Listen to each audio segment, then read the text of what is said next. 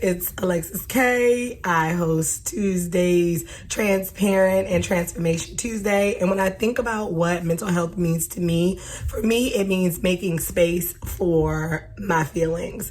Often, we kind of don't make space for feelings because we're busy, or, we think people don't care, or we're not really sure how to articulate them. We're not always sure where to put them, if they're valid. And I think that mental health awareness means being aware. It's actually taking time to think about how we feel, react to the way we're feeling, and then seek help if we really need it. And for me, that's a personal testimony, because I've gone through several seasons where I needed to temp my mental health, and it probably took me a whole lot longer than it probably needed to. In one season, I've had children back to back. And the mommy blues is very much so real. I didn't get them with my first son. I didn't get them with my second child, but I got it with my third son. And I had already heard about the mommy blues, the postpartum depression, but not only did it affect me, but it seemed to also affect my son. The season before I had him, it was a really, really rough season. My marriage was in disarray.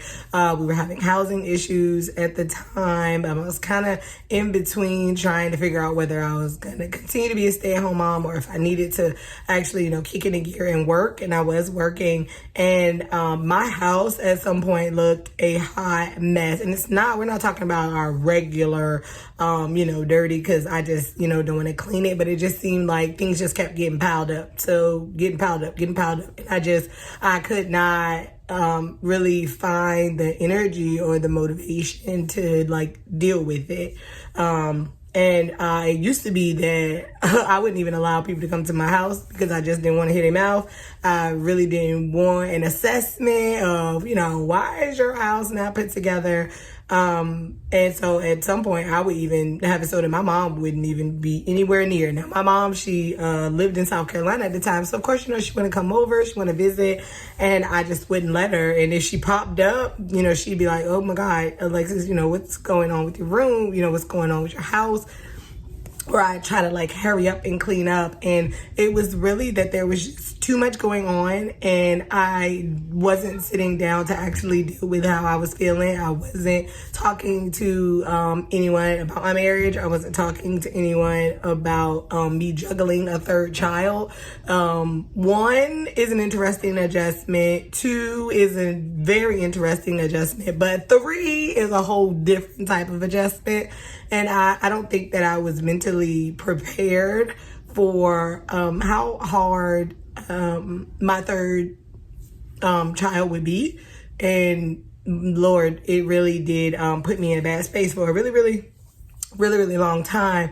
And it affected my son, because when he was born, we used to call him Mr. Grumpy, because he just seemed to just be so, he just always seemed really, really sad. He was a really, really fussy baby, which also made my postpartum worse, because he was always crying. And if he wasn't crying, he wanted to be up under me. And at some point I did seek some help. I actually got the opportunity to see a therapist, and that's when she kind of let me in on, a different little world of what I didn't all the way understand, and she made it make sense. And it's not like she necessarily cured me, because it still took quite a while before I felt normal. But it was safe space where I could go, and she'd ask me, how are you doing? What's going on? What's in your mind? And at the time, like I said, I had children. I was working. Me and my husband weren't seeing eye to eye. So it was a good space for me to kind of let it all out. And I think that's important, whether it's with a therapist or whether it's with someone who is wise.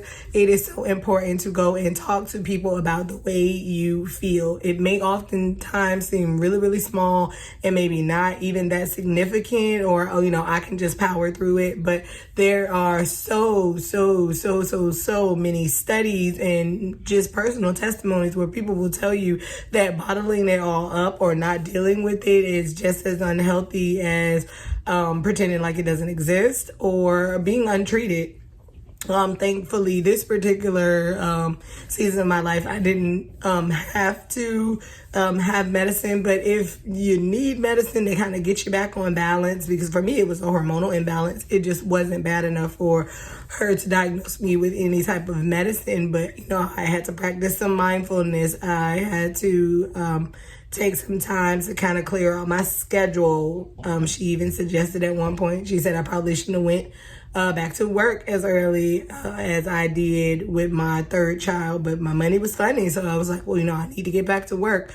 So as we're talking about mental health, please keep a gauge on the way that you are feeling. As small as it might be, it can be a very, very big deal. And it can be a very big deal to be able to let it out.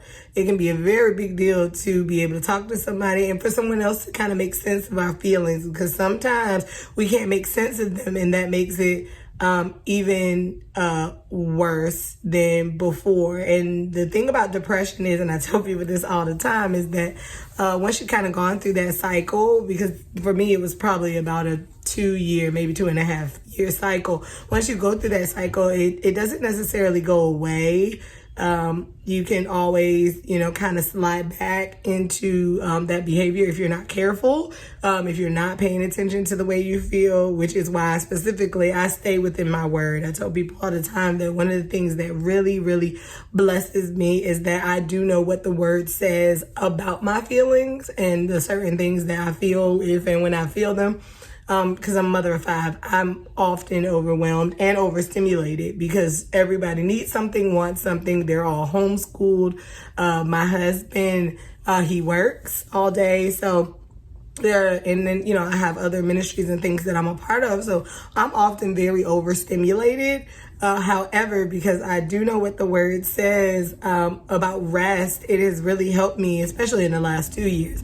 It's helped me a lot to push away from things, to not necessarily need to get everything done and to just do what I can in the moment. And it has truly blessed me to keep a peace of mind so that I don't look around and just go, well, Lord, nothing got done. So if I could give you all any encouragement, I would definitely continue to encourage you to talk about your feelings, keep a gauge on them, know how you're feeling, know what caused it. If you're not sure what caused it, seek some help. It is so important to seek help if and when you start to get into that downward spiral and you feel like you can't get out. Because the truth is, you can get out. Not only can you get out with Christ, but Christ also gives people the gift to be able to listen, to help, and to help you discern. Love y'all.